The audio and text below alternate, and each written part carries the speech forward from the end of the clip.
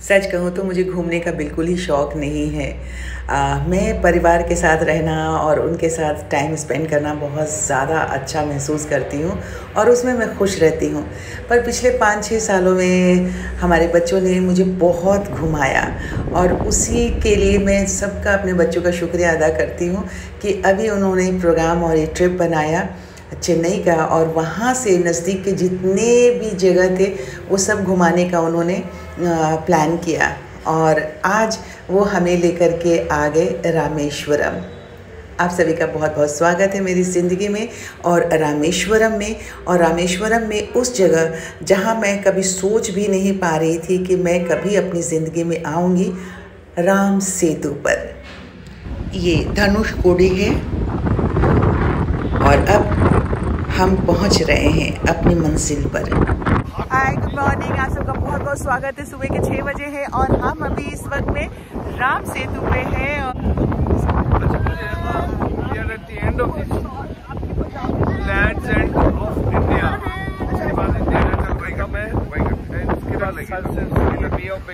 India की जमीन, भारत की जमीन है। इसके बाद यहाँ से Sri Lanka is around 40 kilometre. Okay, 2-3 घंटे एंड है। माइथोलॉजी में कहा जाता है कि राम की दादा सीता ने यहीं से वो मिथिकल ब्रिज बनाया था जो कि रावण के श्रीलंका तक जाता था, और इसको इंग्लिश में एडम्स ब्रिज भी बोला जाता है। और राम सेतु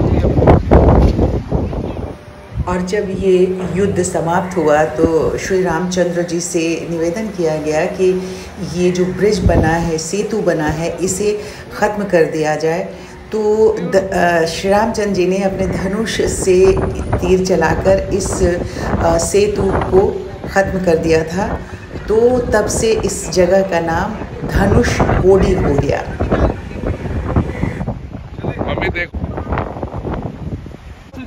बाद में करना। We are walking down to the sea. We are walking down to the sea. What are we doing? Put your foot properly.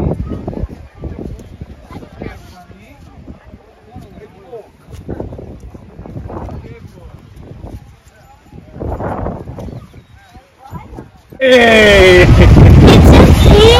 Sissy, we'll walk inside the water. Wow! Okay, wow!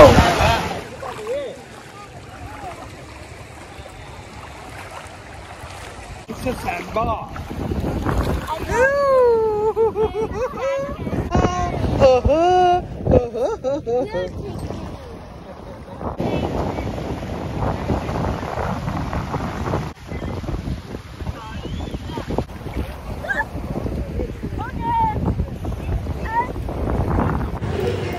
कहते हैं ना, तन मन से किसी का हो जाना। इस समुद्र के किनारे आके इस राम सेतु का हमारा तन और मन दोनों ही समर्पित हो चुका था। यहाँ से निकलने का दिल नहीं कर रहा था। कोई भी यहाँ तक आए उसे इस बात का एहसास हो सकता है, वो महसूस कर सकता है, अनुभव कर सकता है।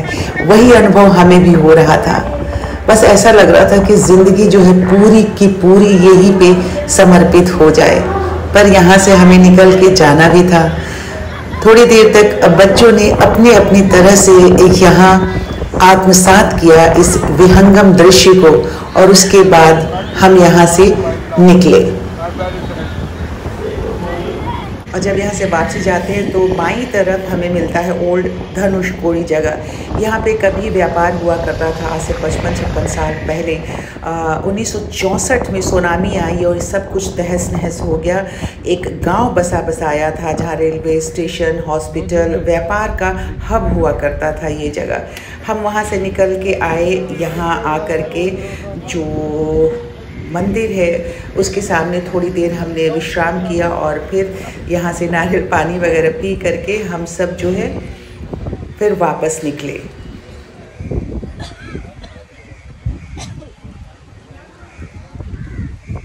ये कहाँ का नारियल? इधर लोकल नहीं है, ये किधर का है?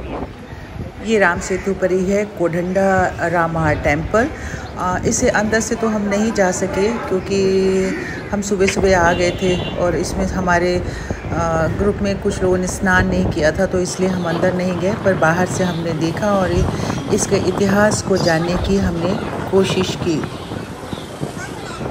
इस मंदिर से दर्शन करने के बाद जो है हम अपने होटल में वापस आ गए और तैयार होकर के ब्रेकफास्ट करके हम मदुरई के लिए रवाना हुए।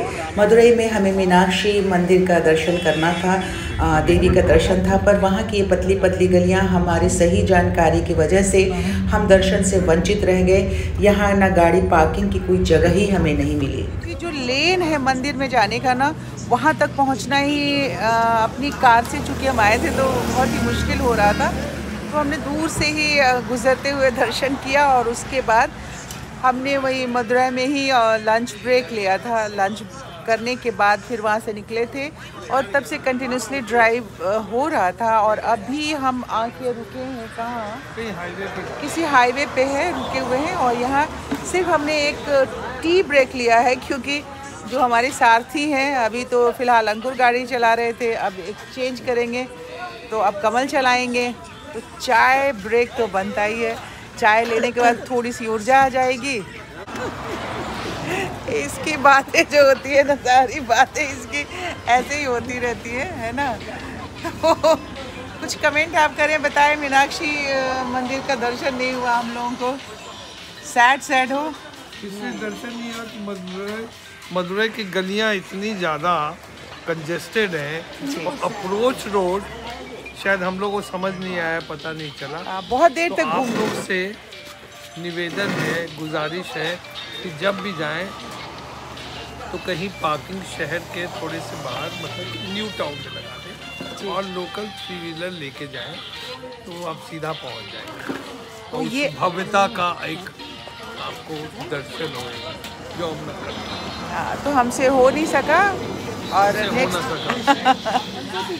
तो थोड़ा अफसोस तो है कि खूबसूरती देखनी थी, आर्किटेक्चर देखना था जी, जो बहुत ही बड़ा एक मेन मेरा आइडिया था। हाँ, ये देखिए साथियों, रात के 12:18 हुए हैं और अब हम जाके अभी घर पहुँचे हैं और आकर सब अपने अपने कमरों में गए हैं और कपड़े चेंज करने के लिए। मैं भी आई हूँ कमरे में कपड़े चेंज करने के लिए। तो मैंने कहा आप सबसे गुड नाइट तो बोलना बनता है ना। कंटिन्यूसली 10:30 बजे हम निकले थे रामेश्वरम से, उसके बाद मदुरई गए। वहाँ से मदुरई जाने के बाद फिर जब मदुरई से निकले हैं तो कंटिन्यूसली बीच में छोटे छोटे 2 ब्रेक लिए थे। एक टी ब्रेक लिया था और एक लंच ब्रेक लिया था हमने, और नहीं, तीसरा ब्रेक लिया, डिनर ब्रेक भी लिया था। और अब हम पहुँचे हैं यहाँ। अब सब कपड़े वपड़े चेंज करेंगे। अब इस बाहर बैठे हुए आप लोगों को आवाज़ आ रही होगी कि सब बैठे हुए हो हल्ला कर रहे हैं, बातें कर रहे हैं। आधा घंटा पौना घंटा तो अभी भी जगे रहेंगे, सब 1-1:30 बजे तक सोएंगे और तभी मैं भी सोऊंगी। अब इसके बाद ये लास्ट आप सबसे गुड नाइट करने के बाद एडिटिंग करूँगी। एडिटिंग करके फिर इसे अपलोड कर दूँगी अभी ही। और अभी कपड़े वपड़े चेंज करने हैं। तो चलिए, अगर अभी तक आपने मेरे चैनल को सब्सक्राइब नहीं किया है तो सब्सक्राइब कर लीजिए, वीडियो लाइक कर दीजिए, शेयर कीजिए। कल सुबह मिलते हैं 11 बजे और ढेर सारे लोग लाइक किया करिए।